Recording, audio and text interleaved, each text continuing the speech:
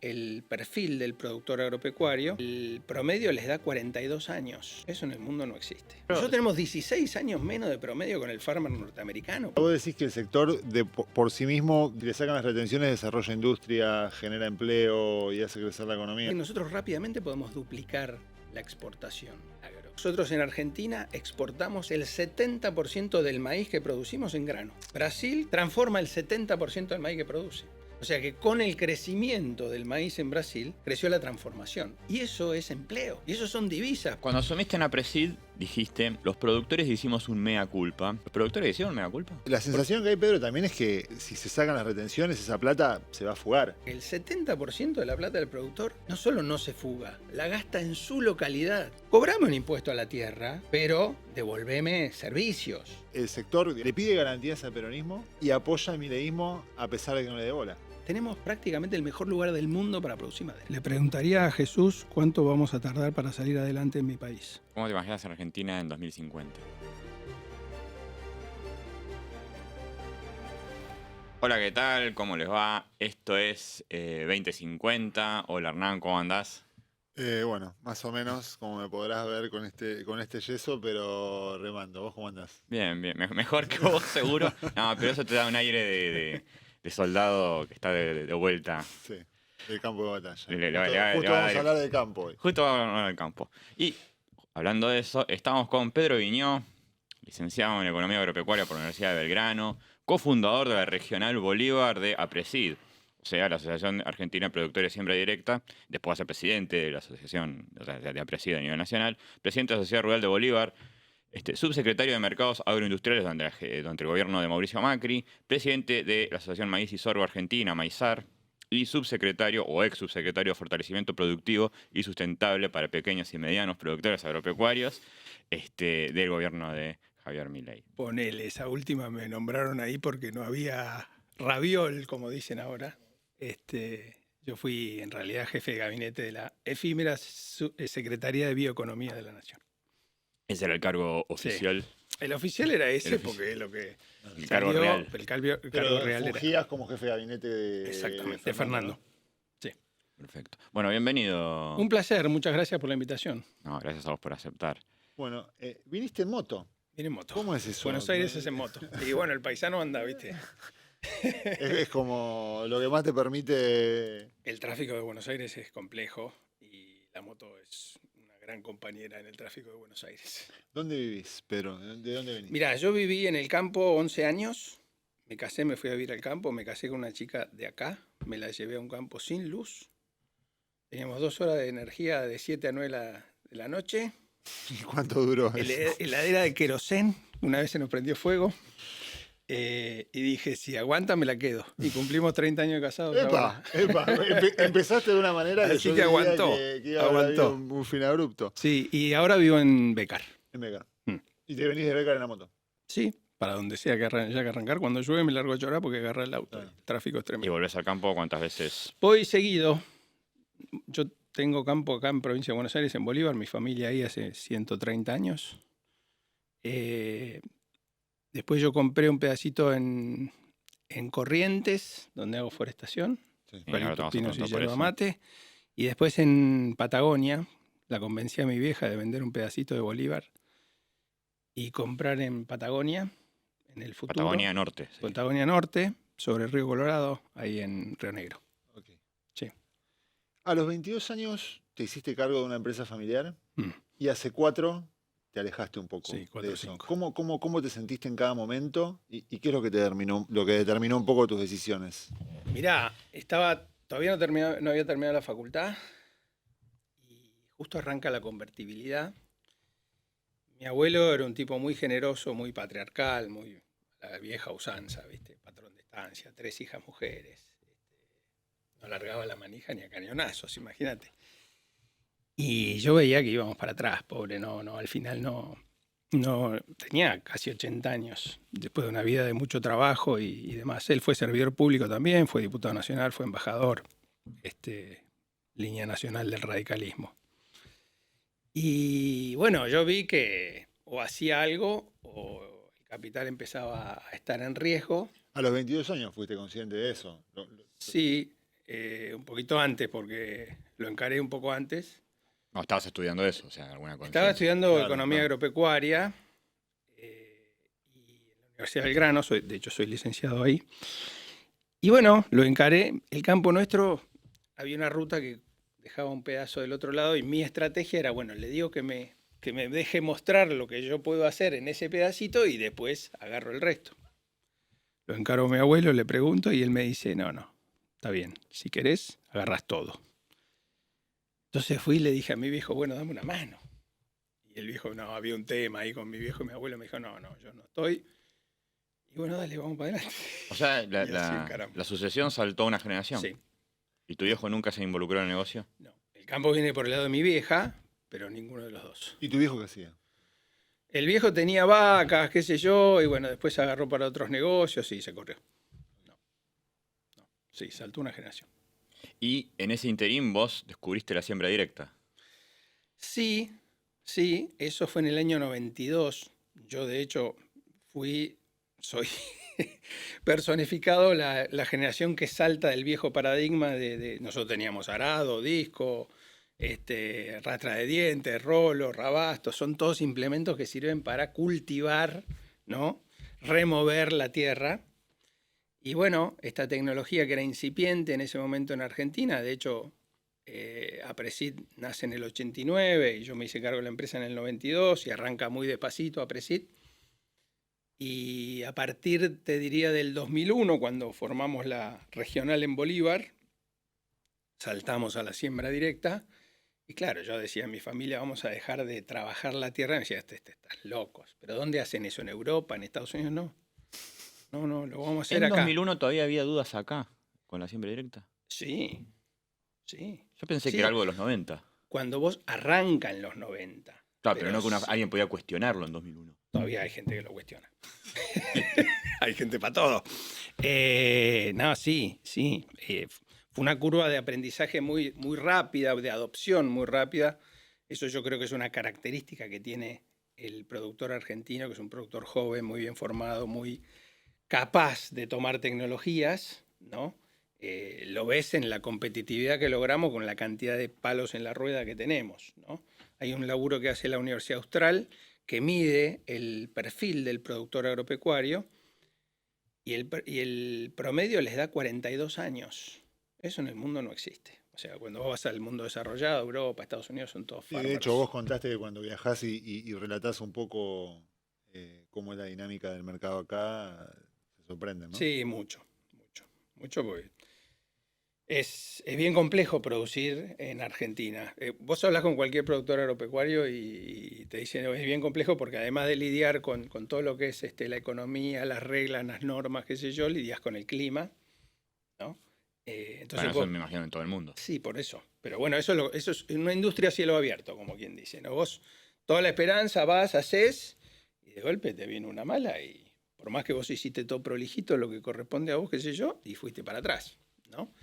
Si encima, además de eso, tenés un montón de trabas, desde lo que son regulaciones y demás, es todavía más complejo, ¿no? La verdad que en ese sentido, en el mundo, cuando nosotros contamos un poco cómo es producir en Argentina, le genera admiración de alguna forma porque creen que somos sobrevivientes, ¿no? Yo siempre digo que nosotros estamos muy a la defensiva y que si verdaderamente desatáramos la potencialidad que tiene la bioeconomía, que es un concepto bastante más amplio que la producción en el lote, que tiene que ver con el agregado de valor de esas moléculas renovables que nos brinda la fotosíntesis, seguramente podríamos ofrecer mucho a la sociedad, o una sociedad que está muy necesitada de trabajo, que siempre tenemos la restricción externa por no tener dólares que ingresan a la Argentina.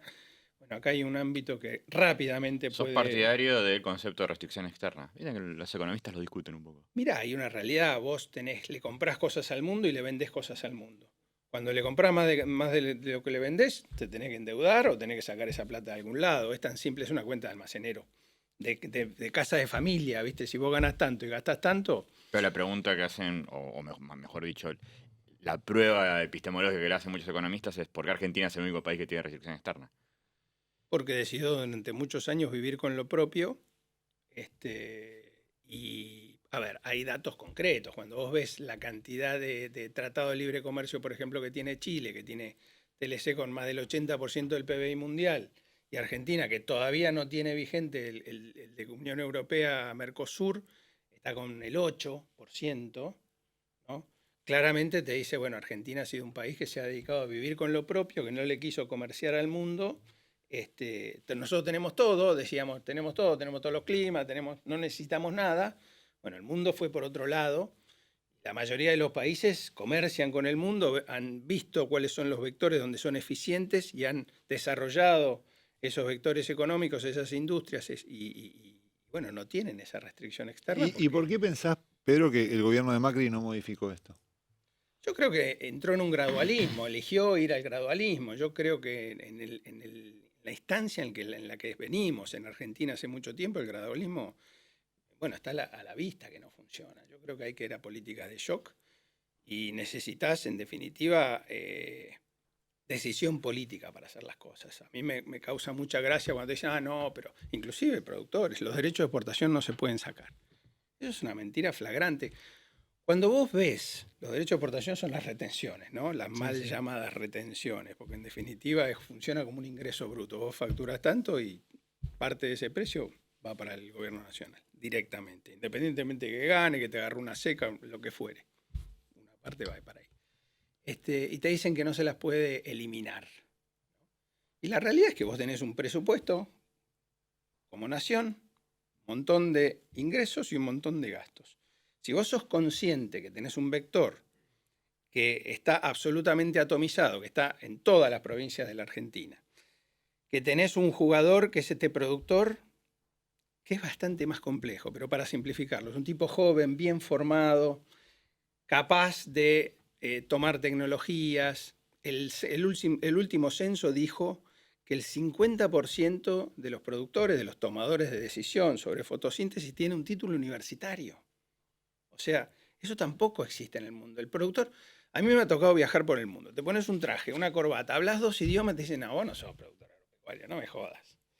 ¿Por qué? Porque el productor agropecuario está visto como un tipo marginal. Como un tipo, hillbilly, un tipo claro, que porque está... la realidad es que hay muchos millones, miles de millones de productores de agricultura de subsistencia que laburan para sobrevivir. ¿En Europa también pasa lo mismo? En Europa no, porque es desarrollado, pero en Europa tenés el problema que los jóvenes se van, porque no lo ven como una cosa con futuro. Entonces, el promedio de edad del productor en Europa es muy alto. Pero los productores exportadores, los que están integrados al mercado mundial, me imagino que sí tienen un nivel de formación, no A ver, son los que civiles. exportan por lo general no son los productores, ¿no? Hay cooperativas, hay traders. Acá en Argentina las que exportan son las 5 grandes, Bunge, ADM. No, me refiero al que produce ¿no? para la exportación. No, ese es un tipo que es un tipo grande, mayor, con poca formación para lo que es Europa, ¿no?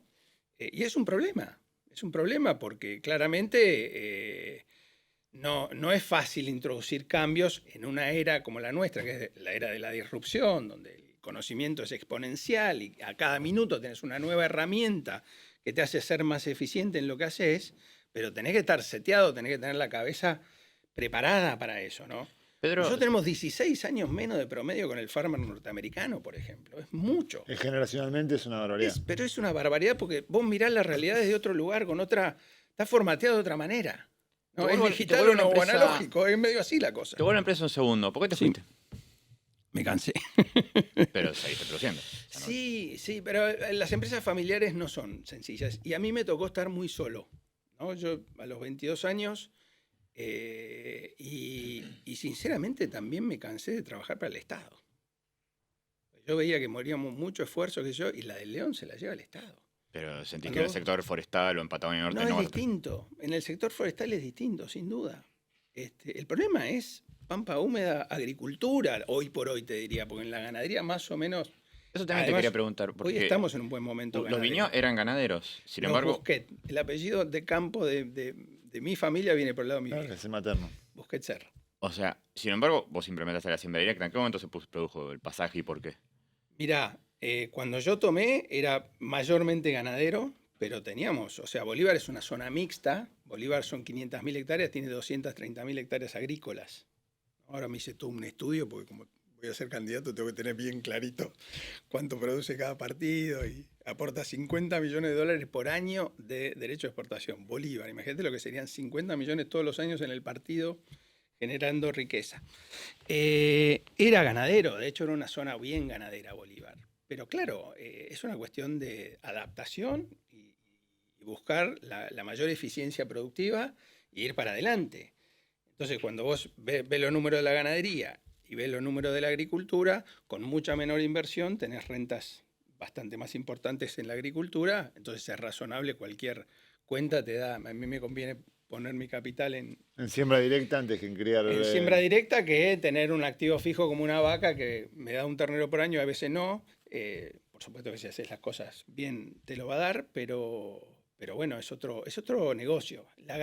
A ver, a mí me gustaban las dos cosas. Yo soy muy de diversificar, por eso me fui a hacer aforestación, por eso tengo un campo allá y tengo otros negocios que no tienen que ver con el agro.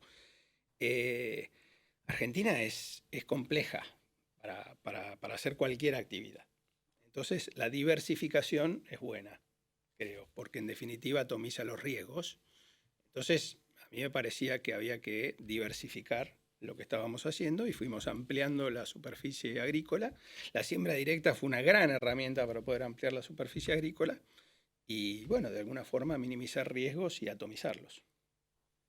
Está bien.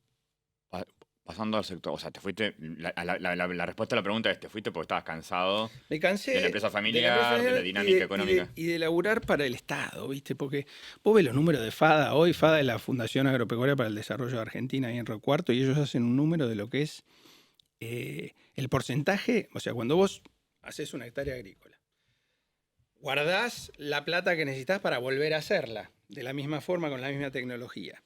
Lo que queda, en teoría, es la renta. Bueno, de esa renta, un 20 y pico % se paga el alquiler de esa hectárea que vos estás sembrando. Casi 70% se lleva el Estado y lo que queda de renta para el que hace para el que toma el riesgo, para el productor, ¿no? Es 7-1. Es 7-1. Es el 10% contra el 70% que se lleva el Estado. Es un disparate. O sea, cuando vos ves y la base de eso son los derechos de exportación, cosa que no existe en ningún otro país de América. Ni Venezuela le puso derecho de exportación al petróleo, por ejemplo. Por supuesto que ni Paraguay, ni Uruguay, ni Brasil, ni... Igual sería paradójico porque en Venezuela es Estado que explode. Sí, pero en un momento no fue, o sea, yo te estoy hablando de la historia, ¿no? Pero a lo que voy es que ningún país se le ocurre... son contados con los dedos de la mano los países que tienen derecho de exportación. Pero si vos me decís que hay un Estado con restricción interna, externa, que no tiene acceso a dólares, ¿qué harías vos? ¿Cuál es la propuesta? Estimular los sectores, a mí no me gusta hablar de sector, ¿viste? Porque parece que yo estoy adentro de una cosa y el resto está en otro lugar. Y somos parte de la sociedad. Los ámbitos que son eficientes... Yo trabajé en un proyecto que se llama Plan País Argentina. Y ahí, por lo menos, nosotros identificamos 5 vectores que no necesitan de ayuda del Estado para lograr trabajo y divisas. ¿Cuáles son? Nosotros, la bioeconomía, digamos, la minería, la energía, el turismo receptivo y la economía del conocimiento. Esos ámbitos pueden ser generadores de divisas y de empleo sin necesitar un RIGI, por ejemplo. Que obviamente ¿La minería ayuda. no necesita RIGI? A ver, la minería... se va a dar sin RIGI. Con RIGI la acelerás, por supuesto. ¿Por qué? Porque Argentina es uno de los países que tiene mayor presión fiscal del mundo. ¿Entendés? Esto es un tema que tenemos que enfrentar en algún momento, ¿no? Con estados inmensos. Yo he vivido en una localidad que tiene 30 y pico mil habitantes, tiene casi 1.400 empleados municipales. Es un disparate. Cuando hay localidades parecía que tienen 400. O sea, lo que hemos hecho con el Estado y demás, en todos los niveles, la provincia de Buenos Aires tiene 800.000 empleados. Es un disparate. Son números que son astronómicos. Entonces, esos vectores, metidos en Argentina con este contexto, por supuesto, está la ley de economía del conocimiento, hay leyes que estimulan, pero vos tenés los fundamentales para que esos vectores se puedan desarrollar sin necesitar subsidio del Estado. Si yo elijo subsidiar la industria, qué sé yo, textil, bueno, es una elección, Pero bueno, eso lo pagan los contribuyentes, porque alguien paga ese subsidio. Lo que lo pagan son los contribuyentes. Entonces, decir, ¿cómo atacamos la restricción externa? Bueno, achiquemos el Estado y estimulemos de la mejor forma, con este equilibrio fiscal, a estos vectores que verdaderamente me pueden generar los dólares que yo necesito. Y rápidamente, yo soy un convencido, nosotros íbamos, cuando fuimos parte del gobierno, íbamos a decir, nosotros rápidamente podemos duplicar la exportación en el agro. Si vos nos sacás las restricciones que tenemos y nos pones en igualdad de condiciones, a ver, O sea, vos decís que el sector por sí mismo desarrolla, si le sacan las retenciones, desarrolla industria, genera empleo y hace crecer la economía. no te quepa la menor duda. ¿Por qué? Porque primero somos muy federales. Estamos en la mayoría, yo te diría en todas las provincias de la Argentina. Y el mundo vira rápidamente de lo fósil a lo renovable. Nosotros tenemos, gracias a Dios, somos poseedores de una de las cuencas de fotosíntesis más eficientes del mundo. Nuestro suelo, nuestro clima, y además tenemos ¿Más que Brasil? Sí. Eficiente por por el clima y el suelo, básicamente. O sea, no por la manera que lo gestionan los productores. No, eso es a donde iba. Además, tenemos al productor argentino. Porque vos, por ejemplo, en Uganda tenés una cantidad de tierra que se puede hacer agricultura tremenda y Uganda importa alimentos. Porque le faltan los productores, porque le falta el conocimiento, le falta la infraestructura, ¿no? Nosotros sí los tenemos, ¿no? Hay un trabajo que hace el Banco Interamericano de Desarrollo, para que no digan que lo hace un paisano, ¿viste? Qué sé yo, que muestra la ayuda al productor de los distintos países. Se llama AgriMonitor. Si quieren, googleenlo. Y muestra un gráfico donde pone los países de Centroamérica, que son muy importadores de alimentos, le dan al productor el 30 o el 40% de su ingreso. Lo estimulan a producir porque si no tienen que salir a comprar afuera y les sale más caro, entonces les sale más barato estimular al productor para que produzca a fondo a través de subsidios directos. Y después va cayendo la Unión Europea 18%, Estados Unidos 10%, por mostrar jugadores importantes en el ámbito nuestro. Brasil 3%, 5% según el año. Básicamente, ¿qué es lo que hace Brasil? Le da a los productores créditos en tasas subsidiadas, no es que le da un subsidio directo. Porque yo he hablado con muchos brasileños. Los brasileños te dicen, nosotros tenemos que lograr que el productor brasileño piense cómo hacer crecer su negocio con su capital. Nosotros financiarle su capital circulante, lo que necesita para el año, para invertir, y que él piense cómo amplía su negocio. Por eso vemos en Brasil que crece considerablemente la producción y al mismo tiempo crece la transformación. Ejemplo sencillo, nosotros en Argentina exportamos en años normales el 70% del maíz que producimos en grano, ¿no? Brasil, que hace 10, 15 años no era un productor importante de maíz, hoy es de los principales exportadores de maíz en el mundo, transforma el 70% del maíz que produce. O sea que con el crecimiento del maíz en Brasil, creció la transformación. Y eso es empleo. Y eso son divisas, porque una tonelada de maíz puede valer 200 y pico de dólares, y una tonelada de bioetanol o una tonelada de, qué sé yo, de maíz tiene 4.000 usos, porque ese es otro tema. Cada vez encontramos nuevos usos para estas moléculas que son renovables, que nos da la fotosíntesis y que lo podemos producir en cantidad y en calidad. Vos dijiste que el Son bioetanol commodities. podía reemplazar a las importaciones de nafta. Totalmente. ¿En qué plazo? Rapidísimamente, en 2 años, 3 años, no más. O ¿Podemos, sea, en lo que cuesta hacer ¿podemos una planta, reemplazar al combustible por bioetanol en 2 años? las importaciones, te dije yo. Claro, las importaciones. Acá se produce Porque las nafta, naftas, sí. pero estamos a tope. ¿Por qué? Porque las refinerías están ya con la demanda que hay, no pueden producir más. Entonces lo que está pasando es que el crecimiento que tenemos es importación de naftas, porque nadie va a invertir hoy en una refinería de petróleo, es algo que está muriendo de alguna manera y es muy caro, ¿no? ¿Qué hace Brasil? Brasil sigue aumentando los cortes de bioetanol. Sí. O sea, es mandatorio en Brasil, ahora pasan al 30%. El 30% del combustible que vos echás en el tanque de nafta de tu auto cuando vas a Brasil es bioetanol. ¿De caña o de maíz? Ahora crece mucho más el maíz. Durante muchos años Brasil fue líder en lo que es bioetanol de caña, ¿no? Nosotros estamos en un corte del 12%. podríamos ir al 30%, porque en definitiva en Argentina ahí hay un tema con los motores que tienen que estar preparados para el flex, para poder echar nafta o bioetanol al 100%. En Córdoba, de hecho, se está probando con vehículos oficiales. Y sí se puede, claramente. Y eso genera arraigo, desarrollo, porque detrás de eso hay una industria que está preparada, esperando que levantemos el corte. Y hoy, increíblemente, en un país que tiene restricción externa, que no tiene dólares, importamos naftas y exportamos maíz en grano. Te hago una pregunta, Pedro. Cuando asumiste en APRESID, dijiste, los productores hicimos un mea culpa y hemos entendido que además del margen bruto debemos poner sobre la mesa las externalidades teniendo en cuenta las comunidades. ¿Los productores hicieron mea culpa? Yo creo que muchos sí. A ver, hay que entender la lógica del productor agropecuario. Yo creo que hoy el productor está a la defensiva. No sabe de dónde va a salir la siguiente piña. Ejemplo concreto, sembramos la gruesa de este año con una regla de juego. En enero vino la seca, apretó la seca y dijeron, bueno, le vamos a bajar los derechos de exportación. Pero nosotros ya habíamos sembrado, o sea, ya habíamos planificado el año con unos números.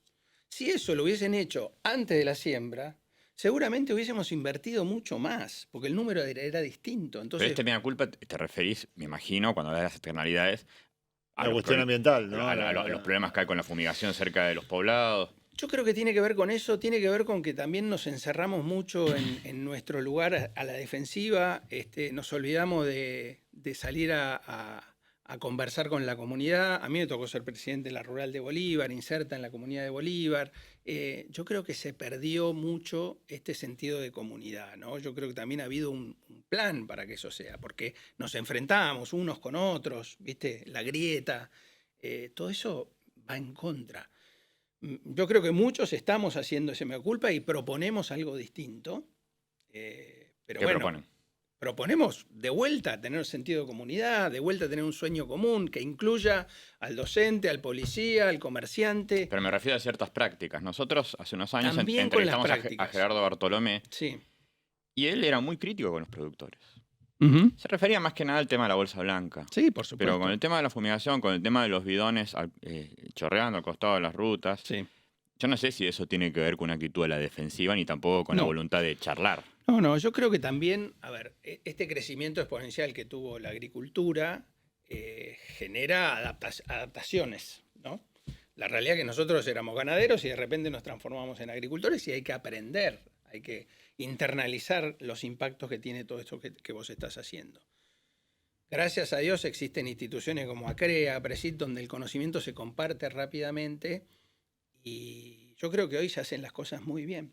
Por supuesto que hay gente que hace las cosas mal, ¿Y te parece como que en todos lados, pero hay que denunciarlo. está preparado el sector para dar el paso a ser industriales?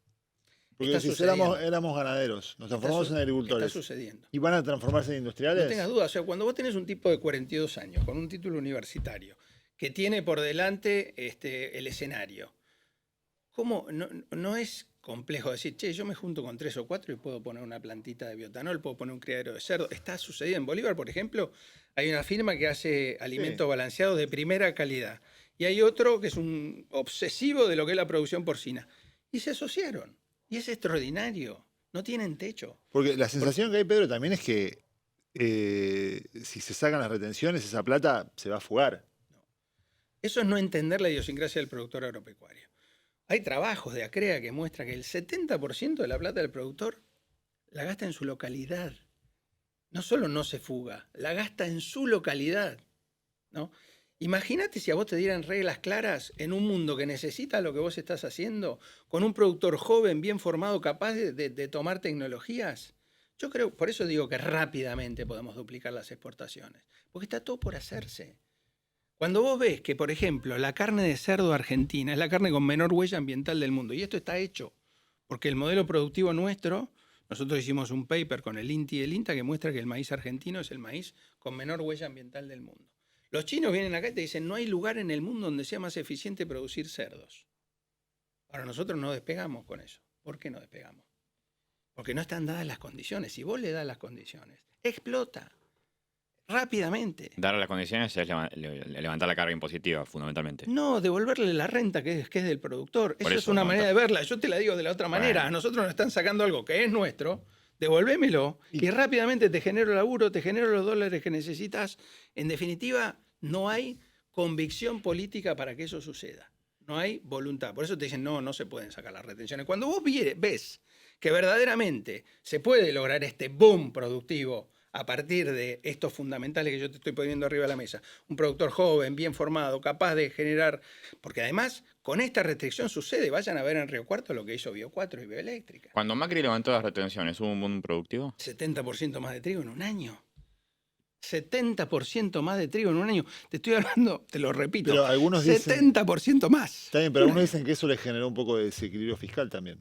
Muchos Porque economistas el gobierno dicen de que levantar las retenciones, ahí no fue gradualista Macri, fue parte del problema fiscal que tuvo. ¿Por qué? Explícame por qué podés Porque tener un problema fiscal cuando vos tenés más desarrollo de la economía, Recaudás más menos. crecimiento. Pero recaudas menos el primer año. Es una mirada corta, muy corta. En 2018 entró en crisis, justamente Sí, porque pero estaba fondeando ese déficit con deuda. No, pero mira, fíjate tu mirada, estás fondeando ese déficit. O sea, sigo sacándole la renta a los productores, ¿no? Porque convengamos que Macri no la llevó a cero. No la llevó a cero. ¿En cuánto la dejó? Las iba bajando.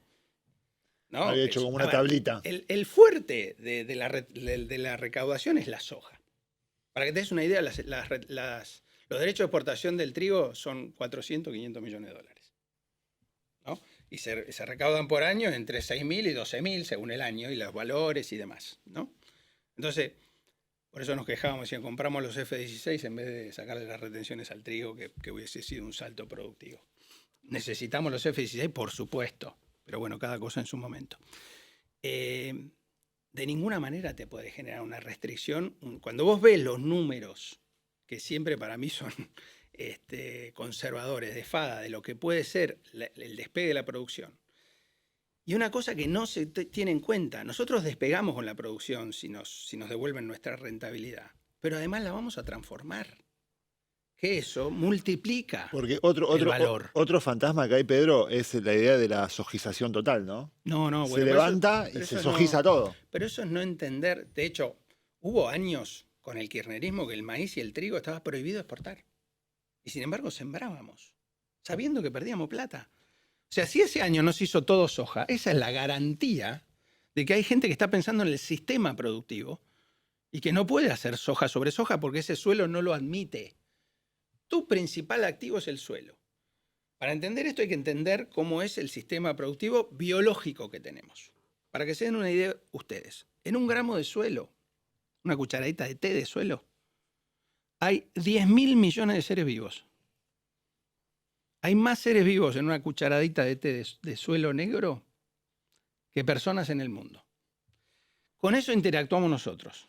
Si a eso nosotros lo exponemos a monocultivos, lo degradamos considerablemente. Y el activo que tengo yo es de mis hijos, no es mío. Entonces yo no puedo pensar en la maximización de la renta. Pero los productores que alquilan la tierra tienen esa racionalidad. Yo, por ejemplo, hoy en Bolívar estoy alquilando mi campo. Y la persona que viene a sembrar en mi campo sabe que tiene que tener una rotación de cultivos. Porque si no, yo no se lo alquilo. Pero todos los contratos están establecidos con la misma cláusula de claramente rotación. No, y es un problema. O sea, la realidad es que este sistema de contratos, pero la prueba es lo que ha sucedido. Vos tuviste años con restricción total de trigo y maíz, ¿no? Donde vos perdías plata directamente, y si igual se sembraba maíz, entonces ¿qué somos imbéciles? ¿Que sembramos para perder plata? No. Hay un sistema productivo que hace que vos estés obligado a rotar entre gramíneas, leguminosas. Ahora incorporamos, después de eso, lo que se llaman cultivos de servicios ambientales, que son cultivos que no se cosechan, que se hacen entre un cultivo y otro, justamente para nutrir el suelo, para generar nitrógeno biológico, para en definitiva esta tecnología mejorar ese suelo y que después necesites menos insumos de fuera del sistema para generar más producción. ¿Cuán difundidas están estas prácticas? Según la zona, Córdoba, por ejemplo, que premia a los productores que hacen buenas prácticas, es la zona donde hay zonas que el 25% de la superficie tiene cultivo de cobertura. Ahí es donde tenemos que interactuar lo público y lo privado. ¿Cómo hacemos para estimular al productor para que esto sea negocio? Porque también hay una realidad. Nosotros seguimos en este esquema y lo que estamos haciendo con los nutrientes del suelo es minería. Cuando vos tomás cuál es la realidad de tu suelo hoy y lo que era, tomando, por ejemplo, un partido entero, y te llevaste un montón de plata en nutrientes que se fueron. Hay que devolvérselos al sistema de alguna manera. O sea, se sigue haciendo minería sobre los nutrientes que tiene ese suelo que no se renuevan si vos no se los pones de vuelta. Entonces, aparecen nuevas tecnologías como estos cultivos de servicios, donde nosotros capturamos el nitrógeno del aire a través de una planta y lo dejamos disponible para el cultivo que viene, en vez de tirar urea o algo que son los fertilizantes químicos. Pero, por ejemplo, con el fósforo es más complejo. Y nos estamos comiendo el fósforo. Cuando vos ves los mapas del INTA que miden el fósforo, estamos bastante estabilizados, pero en una tendencia a la baja. Y tiene que ver con esto de estar en planteos a la defensiva. Si yo sé que voy a tener renta, que voy a ir para adelante, y me animo a tirarle un poco más de fósforo para el cultivo que viene. Ahora, si yo tengo un contrato de un año, al otro año no sé si me quedo o me voy, y encima no tengo renta, le pongo lo justito o un poquito menos y saco lo que puedo. Y es lo que está cómo pasando. haces para modificar los contratos? O sea, ¿se podría modificar por ley o vos decís son solamente estímulos? Mirá, hay distintas maneras.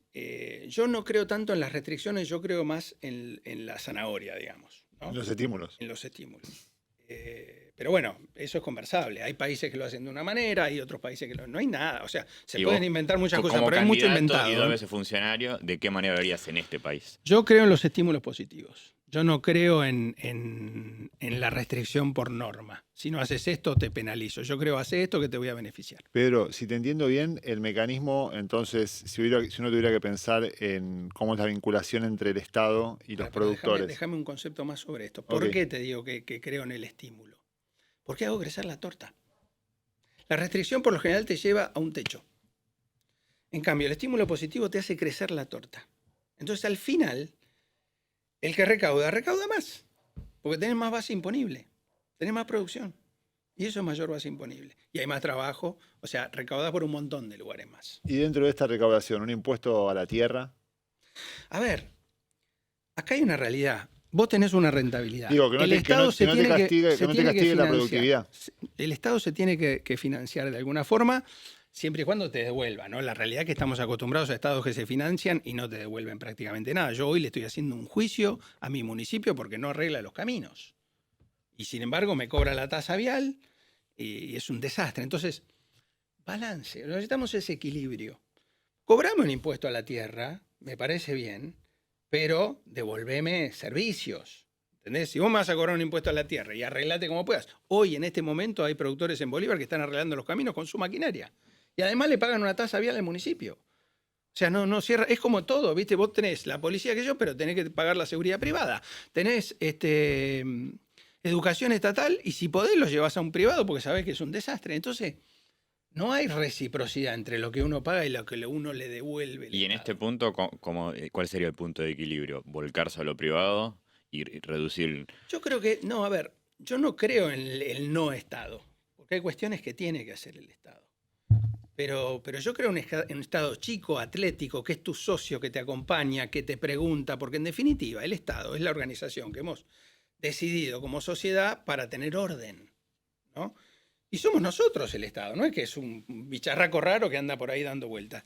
Somos parte de la sociedad. Entonces, lo que tiene que haber es una comunión muy grande entre lo público y lo privado, que se ve que están las ganas. Vos vas a lugares como Villegas, como América, por ejemplo, y los productores de América trabajan a la par del municipio y hicieron una escuela y hacen escuela de oficio y hacen un montón de cosas. O sea, hay ejemplos de que se puede laburar lo público y lo privado. Un día invítenlo a Germán Weiss, que les cuente todo lo que han hecho en América. Es espectacular lo que han hecho y lo que siguen haciendo.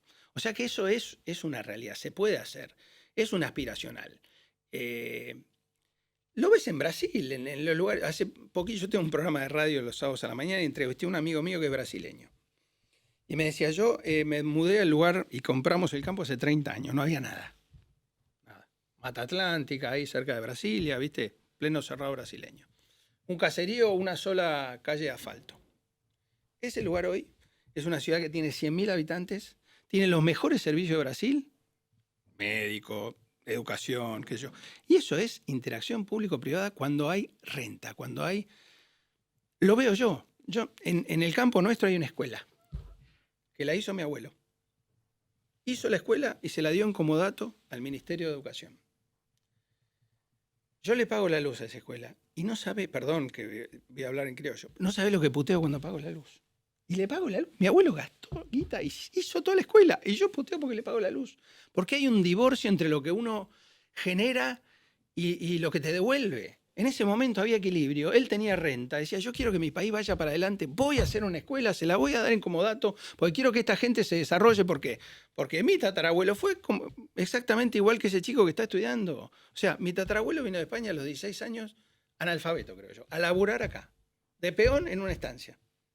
Su hijo llegó a tener miles de hectáreas laburando en la provincia de Buenos Aires. Ahora, había comunión, había objetivos comunes. Por eso nacían clubes, nacían cosas. O sea, las sociedades, la comunidad existía. Hoy está roto eso. Es terrible. ¿Y qué fue lo que lo rompió, Pedro? Esta runfla de no, que ustedes, que nosotros, que yo pongo a mi pariente, porque después entras al Estado y ves Me lo que parece que cuando vino tu abuelo ya existía eso. Sí, empezaba a existir, pero hoy es de terror. A mí entré a la Secretaría de Agricultura y había, no sé, miles, había como 300 autos que no funcionaban y que pagaban derecho, ¿cómo se llama? Seguro multirriesgo. Autos que no salían a la calle. Entonces vos decís, vos me sacás las retenciones a mí. Un tema y sensible hay de los seguros en el 300 gobierno de Bueno, Alberto. ni me hables. Entonces vos decís, esto es un disparate. ¿Cómo no voy a putear yo por pagarle la luz a la escuela? Si el 50% del presupuesto de la provincia de Buenos Aires de educación se gasta en La Plata antes de pagarle un sueldo a un maestro. ¿Volverías a la gestión pública? Por supuesto que sí, hay que transformarla. Soy candidato. Pero no, de la gestión, o sea, formar parte de un gobierno, Sí, no ser también, electos. por supuesto que sí. ¿Qué balance sacás de tus dos experiencias? Muchísimo aprendizaje, muy duro, la pasé muy mal. A Y ver. sin embargo querés volver. Sí, porque quiero que mi país se transforme. O sea, esto es una cuestión de personas. Yo la pasé mal porque hay tipos que no entienden la potencia que tiene el agro y no siguen poniendo el freno en la mano. Por eso la pasé mal. Yo fui a poner esto que estamos hablando arriba de la mesa a disposición de la gente para que suceda. Y cuando me dijeron no, y ves los presupuestos y el agro lo mismo, ¿viste? Para los próximos años. Porque, ¿viste? Todo biribiri, pero cuando vos ves verdaderamente, cuando se presentan los presupuestos y demás, todo igual. No, flaco. ¿No me vuelvo a mi encontraste interlocución al gobierno de Macri? En el gobierno de Macri, yo entré en el último año en el Ministerio de la Producción, con Dante Sica. Con Luis Miguel yo no tenía la mejor relación. Yo creo que Luis Miguel, bueno, hizo un montón de cosas, pero las formas no eran lo mejor. Y no tuve interlocución ahí. Sí, con Marisa Bircher y demás, por eso entré donde entré. Pero de vuelta, las oportunidades están ahí, independientemente de los nombres. No, O sea, nos interesa la experiencia porque es un gobierno que, bueno, como vos dijiste, sí trató de llevar adelante una política. Sí, pero ¿con qué convicción? Porque en la primera de cambio, cuando tosiste, cuando hubo un despelote, metió marcha atrás, freno de mano y todo para no fue atrás. la crisis de 2018 fue una fuga grande. El El FMI le pidió poner retenciones. Sí, a ver, el FMI te puede pedir un montón de cosas y vemos cómo se negocian estas cosas. Lo que tiene que ver es Fuera el convicción. FMI, dice. No, porque a ver, en ese momento le estamos pagando No, más renta a Venezuela que al FMI. El gobierno Bienvenido el al gobierno FMI. de Milei tampoco está Esto es- negociando demasiado Esto con es el un FMI. negocio. No, por eso. Esto es un negocio, ¿viste? Si vos tenés deuda y le pagás a uno más tasa que otro, cambio mi deuda de acá y le pago a otro menos tasa. Es así de sencillo. Pero es convicción de por dónde hay que ir. Y ¿Qué te parece que tendría que haber lamentablemente, hecho Macri ante la crisis de 2018? seguro, a ver, de vuelta, cuando vos ves lo que es el presupuesto, vos tomás decisiones. Vos decís, bueno, yo sí prefiero seguir subsidiando esto y esto, y sacarle renta a los productores agropecuarios. Es una decisión que tomó Macri en su momento, porque cuando vos ves el presupuesto que tenía Macri, había un montón de guita que se iba a subsidios. ¿Y por qué tomó esa decisión el gobierno de Macri? Porque que no parecía tienen que- la real convicción de que este vector puede generar desarrollo en serio. ¿Te parece que Macri no confiaba en el campo? Sí confiaba, pero no lo veía como un vector de desarrollo, porque si no, no lo hubiese hecho. Si vos verdaderamente tenés internalizado que esto te va a generar lo que te puede generar cuando lo vemos, los que vamos, vayan a Río Cuarto y vean lo que está pasando con Bioeléctrica y Bio 4, vayan a... O sea que las cúpulas del gobierno de Macri no creían en el campo. Digamos. No es blanco-negro. Nosotros somos muy de decir blanco-negro. Yo creo Estás que diciendo sí. eso más o menos, que No. ante una situación dada, No. él No tuvo la convicción él. Yo creo que en su gobierno había gente que sí tenía la convicción y sin embargo no fueron escuchados. Si el presidente hubiera sido Pedro Viñó, ¿dónde metía el cuchillo en 2018? Bueno, a ver, tendría que tener en la sala de situación bien El claro tablero, cuáles son. el famoso cuáles tablero son- de Macri. Claro, cuáles Bueno, son. hagamos un simulacro. Aparte sabes más o menos. Recién dijiste subsidios. ¿Hubieras levantado los subsidios a lo Milei en 2018? Mira, seguramente no hubiese dicho, bueno, todo al subsidio al transporte, porque el pobre tipo que se toma 3 bondis y vive en La Ferrere y labura en Don Torcuato está jodido, ¿no? Pero vos tenés que atomizar las cosas. Seguramente, porque nosotros somos blanco-negro. No, entonces esto sí, aquello no. La realidad es muy compleja, cada vez más compleja. Entonces, si vos no tenés un equipo interdisciplinario que te ayude a decir, che, pero mirá que ojo que si esto... Estás al horno. Yo creo que muchas de las problemas que tenemos hoy es justamente por no tener un abordaje multidisciplinario de los problemas que tenemos, ¿no? Por eso ahora estamos en manos de financistas. Bueno, sí, vamos con las finanzas, pero la producción y demás. Quiero hacer está un esperando un poquito. interregno. Ahora vamos a pasar al gobierno de Milei y a tu experiencia con Fernando. ¿Qué sentiste cuando Alberto Fernández dijo que iba a nacionalizar Vicentín? Un error. Mirá, Porque está, como por un lado está, como vos lo decías recién, las exportadoras, como un Sí. actor importante. Están los pools de siembra también.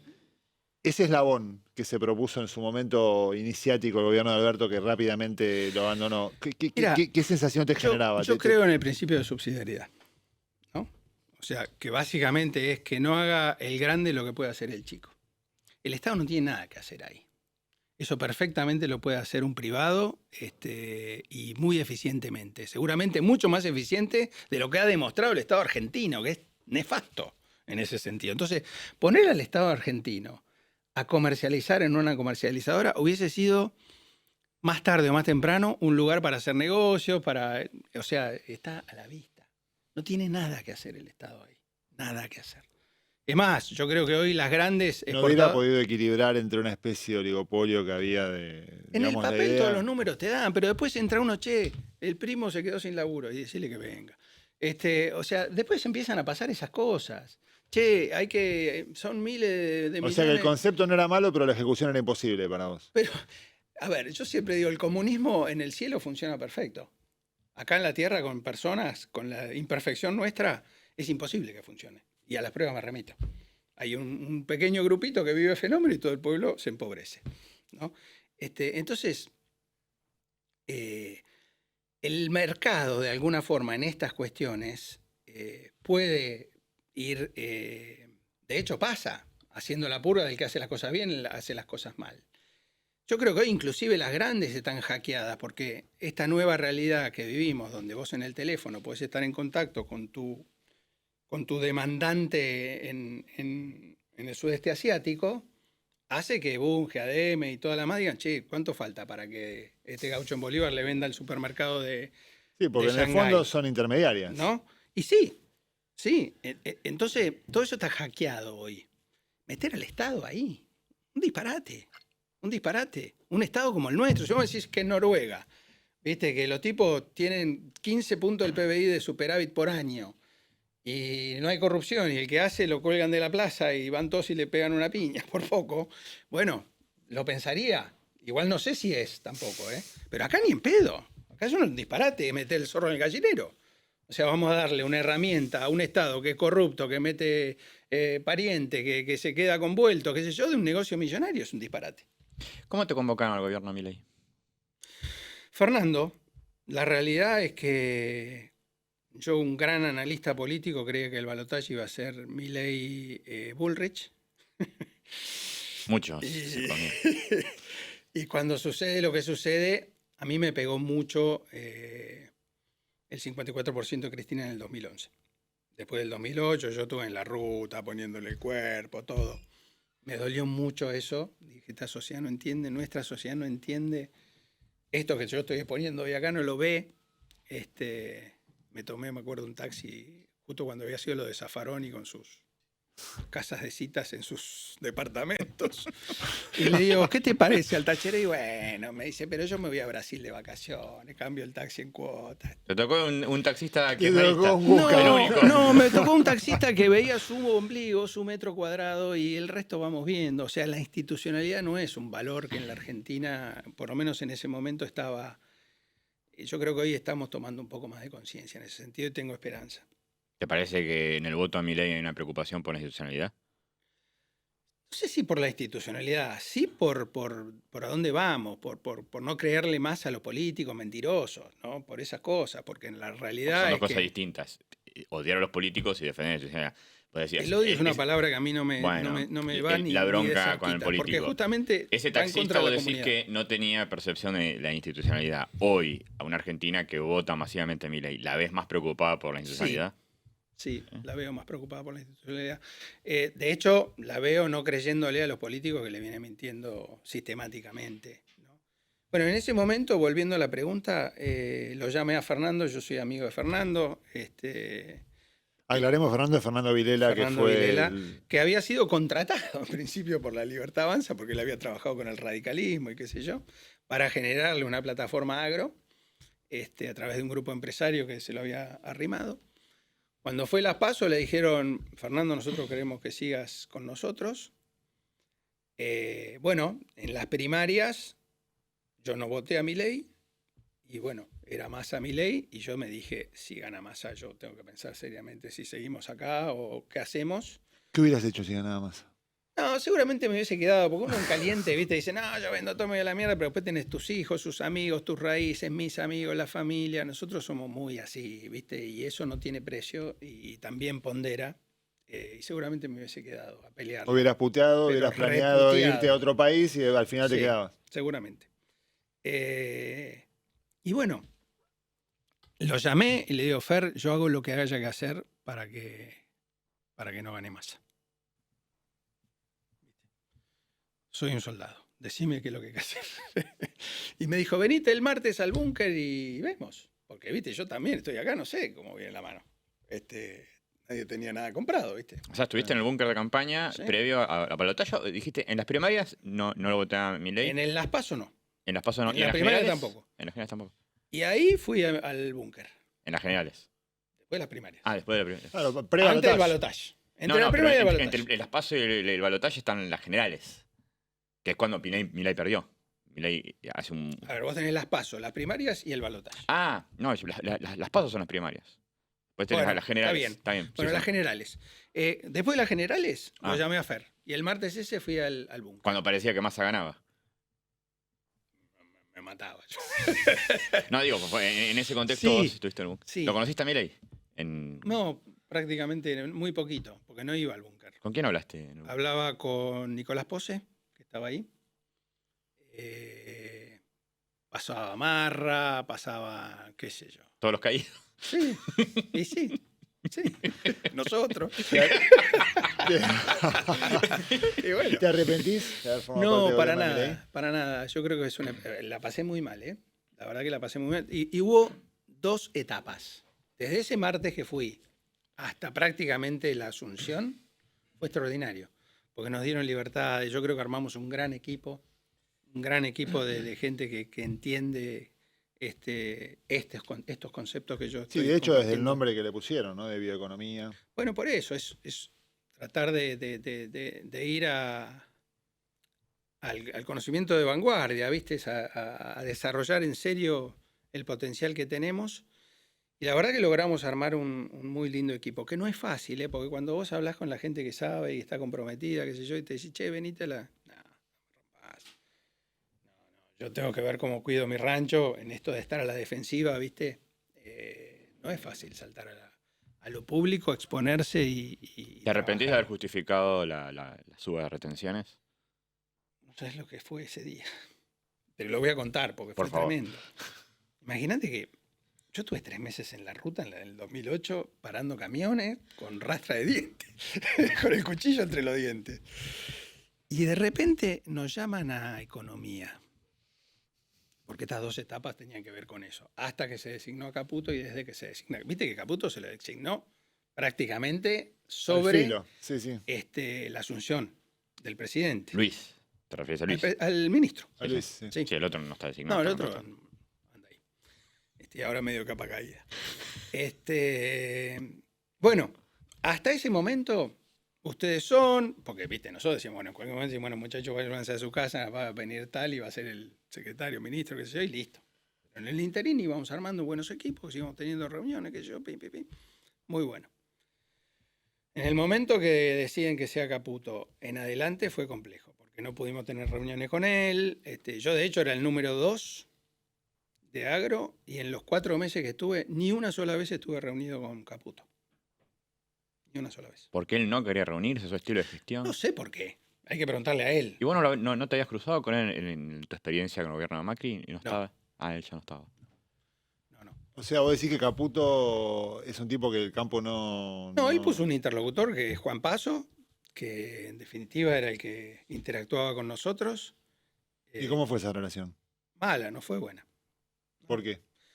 Y porque, a ver, partamos de la base que te voy a contar el momento en que Sí, vienen sí. a decir el 15% Sí. para todo en el speech inicial del ministro de Economía. Nos llaman al Ministerio de Economía. Y Fernando Peder y fui yo. Porque iba a haber una reunión con todas las exportadoras. Bunge, ADM, Cargill, Cofco, estaban todos ahí, los CEOs. Entonces, en el mismo minuto que iba a ser la conferencia del nuevo ministro. Bueno, nos meten en un cuartito ahí, yo mirando la conferencia desde el teléfono. Así. ¿No? O sea, Una precariedad. arrancamos -10. O sea, yo, número 2 de Agro, yendo a una reunión con él y no tenía una tele para ver. Bueno, desde mi flow en el teléfono, viendo al ministro. Y en ese momento, el ministro dice, bueno, pasamos $1 a 800 y pico, qué sé yo, y va a ir todo con un derecho de exportación del 15%. Y en el speech, el ministro dice, menos el agro. Saltábamos. Vamos, una para el lado de la No, justicia. con una bengala. ¿Viste? Bueno, termina el speech, entramos a la reunión, estaba Juan Paso y los CEOs, y le digo a Juan, Juan, qué bueno, el agro no entra. El agro adentro. Menos soja.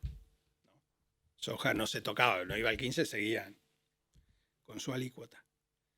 Se me vino el mundo abajo, porque el trigo y el maíz pasaban de 12 a 15. O sea, lo anunció sabiendo que era mentira.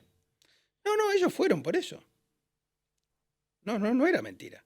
Se equivocó en el speech. Lo dijo de una manera Se equivocó en el speech. confusa. Vos miralo después, porque está grabado. Bueno, pero eso te habla de que el tipo no entiende nada. confusa. No, se equivocó. Se equivocó equivocó y se puede directamente. equivocar. Lo raro es que nadie le dijo, che, eso no va. Y grabalo de vuelta. No, salió así. Mírenlo.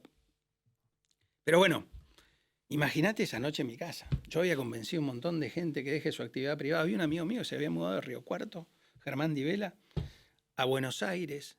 Y digo, yo no puedo laburar en un lugar donde va a contramano de todo lo que yo quiero y sueño. Y vos- Ahora, o sea, vos si yo mañana digo, che, muchachos, yo me voy a mi casa porque esto, ¿y qué hago? Cuando me mira, pero pelotudo, yo me mudé. Me vine acá a laburar por esto, para que se desarrolle la Argentina, y vos te vas a ir a tu casa. Bueno, imagínate. Terrible.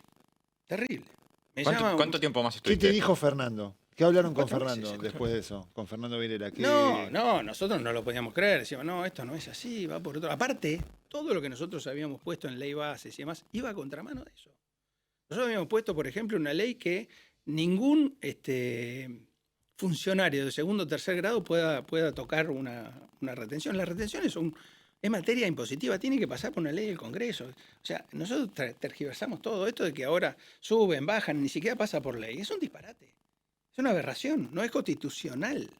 Todas las cuestiones impositivas tienen que salir por ley del Congreso. Bueno, en Argentina, la institucionalidad, ¿viste cómo es? Deciden un funcionario de segundo o tercer nivel, en vez de pasar por el Congreso, decide si se queda con parte de tu renta o no. Esto es así y es inconstitucional, ¿no? Lo naturalizamos, lamentablemente. Y es lo que pasó. Entonces imagínate la reacción nuestra, que veníamos a empujar un desarrollo federal inclusivo, con laburo y qué sé yo, y de repente nos encontramos de vuelta esta postura. Durísimo. Y encima no pueden hablar con la prensa, te quitamos la autonomía financiera, todo va a economía. O sea, empezaron a haber restricciones. Por supuesto, para el 7 de marzo tiene que haber 30% menos de plantilla en todas las reparticiones.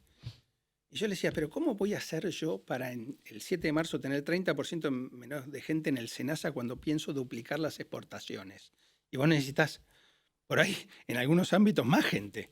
Cuando vos duplicás el volumen de producto que le tiras al mundo y la gente que se ocupa de la inocuidad de eso, que lo mira, que es el SENASA, bueno, si vos vas a duplicar eso, es lógico que vos necesites una dotación igual o un poco más grande. Yo no te voy a decir el doble, ¿no? Y venían y me decían, no, tenés que restringir. Por supuesto que había gente para restringir en todos lados. ¿De quién? ¿De economía te decían que tenías que restringir? Sí, en todos lados. Vos tenés lugares, por ejemplo, como el INIDEP. El INIDEP es el instituto que se ocupa de ver cómo están los caladeros de peces en el mar para ver las cuotas. Tiene una dotación que no varía mucho, porque no es un lugar que esté politizado. Por supuesto que debe haber algún amigo que está ahí metido. Pero vos vas a sacar el 30% de eso y vos decís, bueno, hay algunos puestos que son muy... Y si vos sacás el 30%, o sea, no se puede hacer al barrer las cosas. No se puede. ¿Por qué? De vuelta, por la complejidad en la que nos movemos. Entonces, hay partes donde vos podés decir, qué sé yo, el Instituto de Agricultura Familiar, que seguro que hay que prestarle atención, pero había 1000 tipos, 1000 sueldos. Vos eso lo podés manejar con muchísimo. Ahí sí podías recortar por ahí más del 30%. Pero no, esto era el 30% en todos los lugares del barrer. Sí, está claro que el recorte que están haciendo del Estado no tiene ningún sentido y lo están haciendo mal, pero ¿cuál fue el momento crítico en el que vos y Vilela dijeron, nos vamos? Yo te soy franco, te voy a decir mi experiencia, ¿no? Porque cada uno tiene su proceso interno.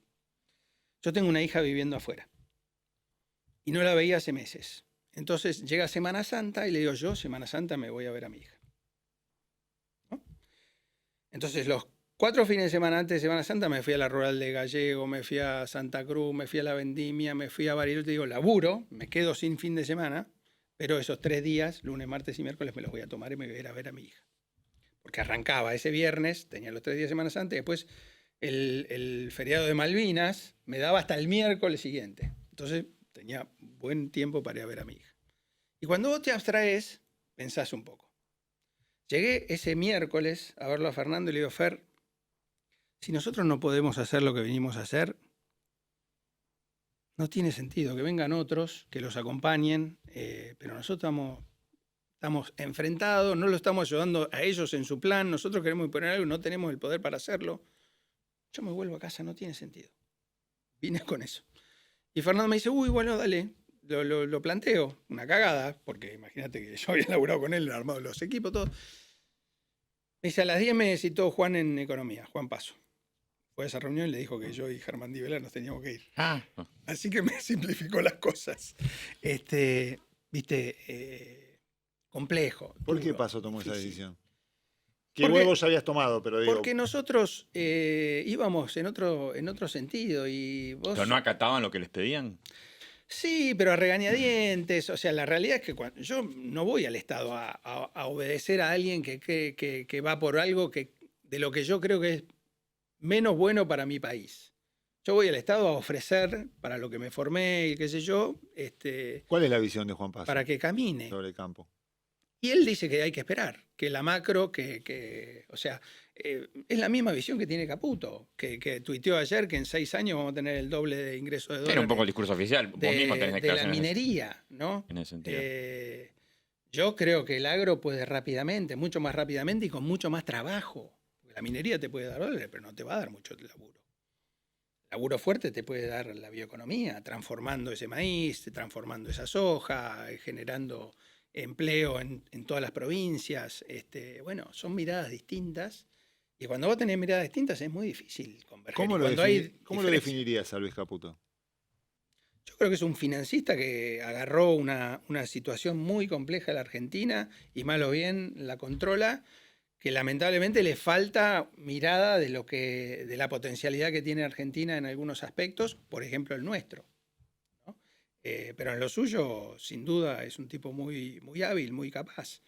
nos falta a los argentinos sentarnos a conversar, estas miradas multidisciplinarias de los problemas que tenemos. Sí, de hecho, él no los atendió a ustedes, digamos. No, vivimos realidades muy complejas.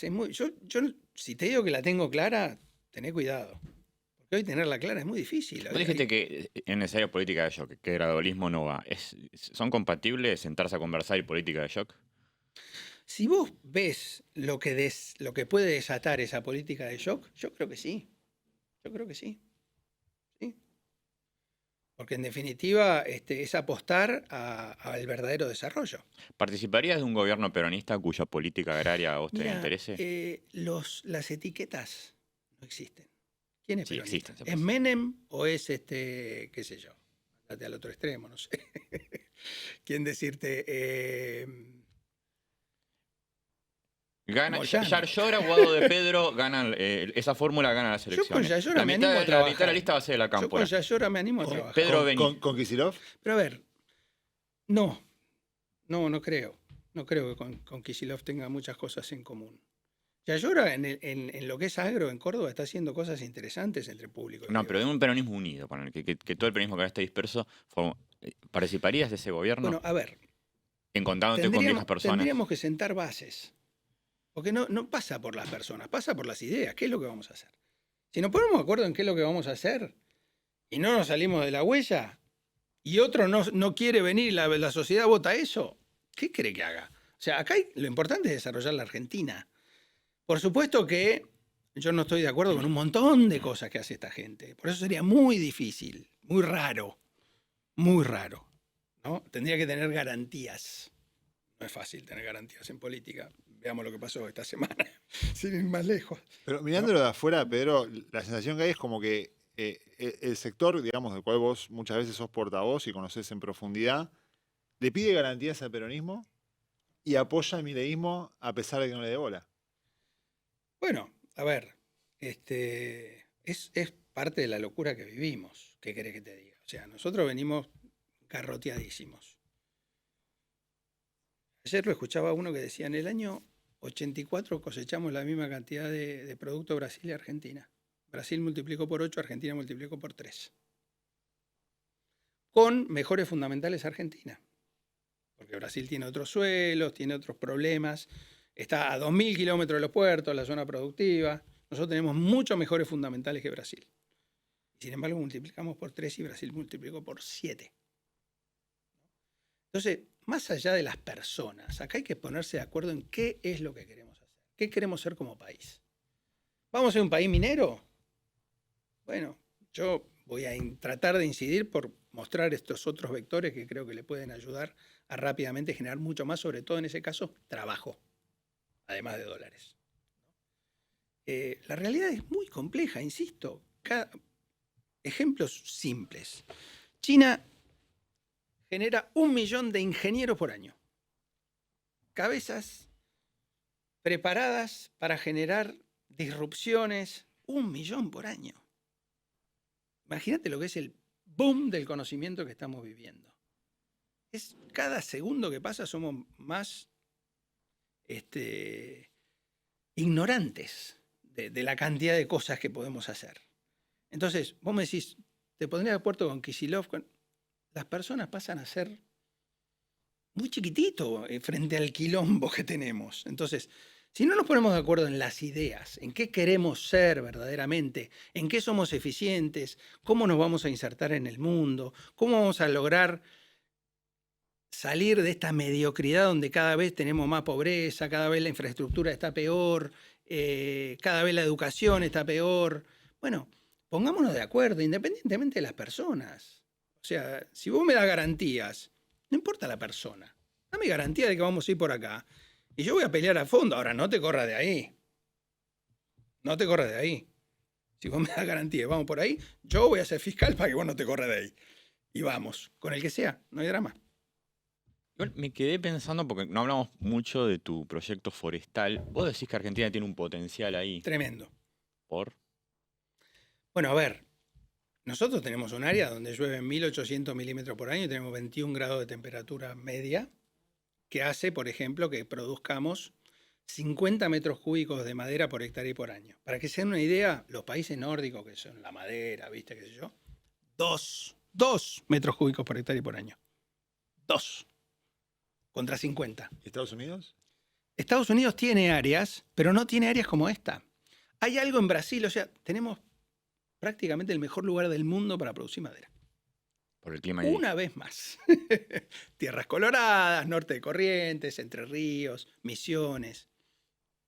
Tremendo. ¿Hay Yo, estímulos? la verdad, Además de la los verdad fundamentales. es que vos vas a ver, yo no voy muy seguido, pero cuando voy, es tremendo, porque vos ves el arbolito, ¿viste? Siempre un arbolito.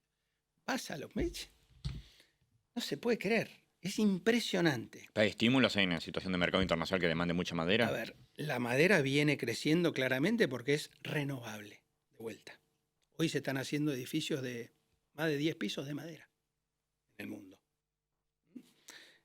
De vuelta, es una molécula renovable. Contra el cemento, la huella ambiental que tiene es tremenda, es térmica, tiene un montón de cualidades y además se empieza a usar madera en un montón de cosas. De vuelta, yo tenía un traje hecho de almidón de maíz, ¿no? Y zapatillas hechas de biopolímeros de maíz. La suela hecha de maíz. Todas estas moléculas renovables, todos los equipos de prospectiva de las grandes empresas están viendo cómo incorporar moléculas renovables a sus productos, porque es lo que el consumidor le está pidiendo. Todo lo fósil se achica porque genera efecto invernadero. Más o menos. China está taladrando que queda pavor, ¿eh? Sí, pero cuando vos vas a China y de golpe no ves el cielo celeste por el smog que tienen, ¿no? Y lo primero que hace una madre en China es mirar su teléfono y ver cuál es la cantidad de partículas que hay en el aire ese día para ver qué clase de barbijo le pone a su hijo para ir al colegio. Y ya ha habido días en que no hubo clase por Por el smog. contaminación que tienen. La sociedad china está diciendo no es por acá, claramente, ¿no? Entonces también está Entonces la madera virando. se está usando como material, o sea, como Renovable, de construcción de un montón de cosas. Nosotros tenemos de los lugares en el mundo que es más eficiente producir madera por la lluvia, por el suelo, por el clima que tenemos. Entonces, y hay una potencialidad de crecimiento muy grande. O sea, nosotros tenemos muy poco plantado en relación a lo que podríamos tener. Ahora, Uruguay ya va por la tercera industria de pasta celulósica y nosotros tenemos industrias muy viejas de pasta celulósica. No tenemos nuevas industrias. ¿Tiene bajo impacto ambiental la pastería? Sin duda, o sea, comparado contra cualquier cosa fósil, tiene mucho menos impacto ambiental. Lo que yo digo, y además Uruguay, por ejemplo, es de los pocos países que captura carbono, ¿no? Que tiene balance positivo de carbono gracias a porque esos 50 metros cúbicos de madera por año es carbono que yo estoy sacando de la atmósfera y lo estoy transformando en madera, ¿no? ¿Y el norte de la Patagonia, que también estás invirtiendo ahí, qué potencial tiene? Porque también decías que... Ahí hay agua. O sea, yo compré un campo pegado a un río. Nosotros, para que se den una idea, tenemos muchas cuencas de agua dulce que no las usamos, lamentablemente. Nosotros volcamos, hay un trabajo que hace el ingeniero Panuncio, que es una eminencia en riego en la Universidad de Buenos Aires, que dice que nosotros volcamos al mar, o sea, salinificamos agua dulce, 250 litros de agua dulce por habitante del mundo por día. O sea, es agua que baja el río y no se aprovecha para nada. Un tambor y un cachito más de agua dulce por habitante del mundo por día. Estamos hablando de agua que corre Agua el río, dulce que pasa por nuestro territorio y se va al mar y la salinificamos. No la usamos. No la usamos. A mí me tocó ir a Qatar en una misión comercial cuando era, y digo, ¿qué les puedo decir a los cataríes que tenemos nosotros para desarrollar? Entonces les dije esto y les dije, y además tenemos el acuífero guaraní, que es un reservorio de agua muy grande que hay, que son 40 kilómetros cúbicos de agua. Es un número abismal. Para que se den una idea, es toda la provincia de Buenos Aires, una pileta, 290 metros de altura. Toda la provincia de Buenos Aires. Entre comillas, porque lo compartimos con muchos países, no podemos disponer de... Está ahí abajo, está ahí abajo. Y sin embargo, en verano, seco, los maíces en Entre Ríos, que tienen el acuífero abajo, se secan. Porque no tenemos riego. Y le pasa el Paraná por un lado y el Uruguay por el otro. Esto es la Argentina. Esto es la Argentina. Entonces yo fui a Qatar y le decía eso, y los árabes me miraban con los ojos como el 2 de oro, ¿viste? Encima le hablas de agua a un árabe que es como... ¿viste? Sí, allá la tormenta de polvo más chica. Imagínate. Y ellos tienen la tarasca, ellos están muy interesados en venir a desarrollar eso. Ahora, nosotros no le damos las condiciones para que eso pase. En Patagonia, nosotros estamos a la misma altura de latitud que el cinturón maicero de Estados Unidos. Ahí, en el norte de la Patagonia. Y tenés el Río Negro, tenés 100 metros cúbicos de caudal por segundo, ¿no? Y el Río Colorado. O sea, ahí hace más de 100 años, Chipolletti dijo acá se pueden hacer 1,5 millones de hectáreas de riego. Hay 100 y pico de mil. Hace 100 años, imagínate con la tecnología de hoy. ¿No? O sea, vos decís que el norte de la Patagonia podría ser como una especie de Corn Belt. Pero sin duda. De hecho, ya hay zonas donde hay maíces de 15, 20 mil kilos por hectárea por año, con riego. Donde vos tenés un suelo que le llueven 180 milímetros de lluvia por año, que no puedes hacer nada, una vaca cada 15 hectáreas, y pasás a un maíz de 15.000 kilos. Y encima generás suelo, porque ahí encima podés certificar que vos estás agregándole carbono a ese suelo. ¿Y quién invierte en eso? ¿Quién es el actor que...? Un salame como yo. Pero vos dejaste la empresa y estás en la política. Sí. A ver, ¿quién invierte ahí? Ahí, por ejemplo, se están haciendo megafardos para llevarle a Arabia de alfalfa. Hay una industria muy interesante que le está llevando alfalfa en fardos a los países árabes. Se puede hacer de todo. Ahí se puede hacer pistacho, que ahora está de moda, ¿viste? Bueno, en esa zona se puede hacer pistacho. ¿Tenés fe en que el gobierno de Milei va a contribuir a este tipo de desarrollo? Yo creo que está muy concentrado en lo que es la macroeconomía y ha elegido la energía, la minería, y esto no lo está viendo. Por eso la desesperación nuestra de poner estas cosas arriba de la mesa, porque eso es trabajo, es inversión, son divisas, o sea, atiende varios problemas. ¿Le tenés fe al gobierno de Milei que puede llegar a ser permeable con esto? Hoy por hoy la veo compleja. Tienen una forma de hacer la cosa que es muy cerrada, son muy poquitos, y en esta realidad tan compleja que tenemos no la veo fácil. Yo creo que vos tenés que ser abierto. O sea, yo creo que si Caputo dice yo la tengo clara, puede tenerla clara en las finanzas. Hoy es mucho más compleja la realidad que solo las finanzas. Entonces hay que hablar con otros especialistas. Yo puedo tener algo claro de lo que es la fotosíntesis, la bioeconomía, pero si yo digo que la tengo clara para encarar un proyecto, me estoy equivocando fiero, porque hay un montón de aspectos que no los manejo. Soy consciente, hay que ser consciente de eso para escuchar, para ver de qué forma podés nutrirte de los saberes de otra persona y a partir de ahí ser más objetivo en en las soluciones que podés aportar. Bueno, pasamos al Proust. Pasemos al Como Proust. te dijimos, es Proust. un Son alemanes. francés. Francés, Viñó, bueno, Claro. je ne parle pas. Como te dijimos, no te lo tomes muy en serio, preguntas cortas, respuestas cortas. Dale. ¿Con qué te reís y con qué llorás? Me río mucho con mis amigos, la verdad, y mi familia. Y creo que la risa es fabulosa. Creo que es de contractura, hace muy bien al alma, al espíritu. Lloro con mi país mucho. Me duele en el alma. Me pongo en la piel de mi tatarabuelo con 16 años que no vio más a su familia en España y se vino a laburar a Argentina y logró lo que logró. Y pienso en esos chicos de 16 años que viven en barrios humildes que creen, están convencidos que van a volver que no pueden salir de ahí con la potencialidad que hablamos hace un rato. O sea, es un disparate. El nivel somos de terror. ¿Crees en Dios? Mucho. ¿Por qué? Sí. ¿Por qué? Porque convivo con la naturaleza. Acá lo tengo al Espíritu Santo. Y Dios está a cada minuto y me lo demuestra a cada rato. Y Dios es amor y creo que nos falta eso. Nos falta convivir, que es vivir con el otro.